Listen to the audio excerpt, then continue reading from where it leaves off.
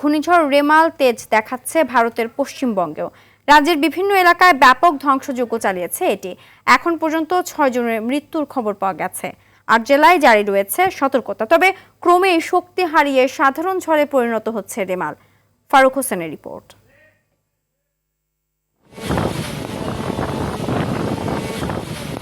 রেমাল মোকাবেলায় বেশ কিছু পদক্ষেপ গ্রহণ করেছিল পশ্চিমবঙ্গ। ঝুঁকিপ্রবণ এলাকা থেকে বিপুল সংখ্যক মানুষকে অন্যত্র সরিয়ে নেওয়া হয়। রাজ্যের 8 জেলায় জারি করা হয় সতর্কতা। এমন দুর্যোগপূর্ণ পরিস্থিতিতে রাজনৈতিক দলগুলোর নির্বাচনী প্রচারণা কার্যক্রম স্থগিত রাখার ঘোষণা দেয় রাজ্য সরকার। তবু রেমাল তাণ্ডবে লণ্ডভণ্ড পশ্চিমবঙ্গ। আমাদের ঘরটর ভেঙে যাচ্ছে, আমরা এখানে রাস্তার মধ্যে দাঁড়িয়ে আছি, রোদ্দুর চাপা পড়িয়েছে। ঘূর্ণিঝড়ের দাপটে রাজ্যটিতে এখন পর্যন্ত প্রাণ হারিয়েছে 6 জন। এর মধ্যে বিদ্যুতের তার ছিঁড়ে অন্তত 4 জন নিহত হয়েছে।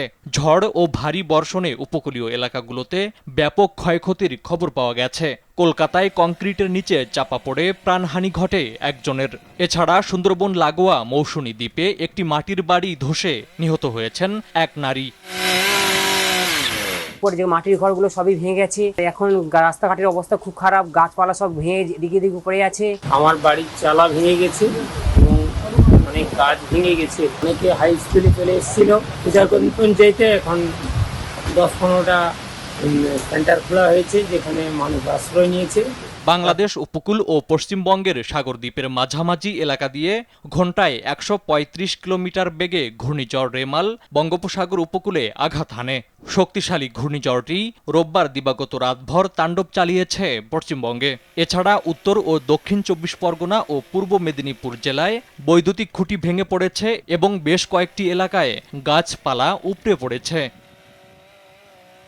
তবে সোমবার রেমালের তেজ কিছুটা কমে আসে। এদিন রাজ্যটিতে সারাদিন ঝড় বৃষ্টি হয়েছে। এখনো উত্তাল রয়েছে সাগর। ফারুক হোসেন, RTV।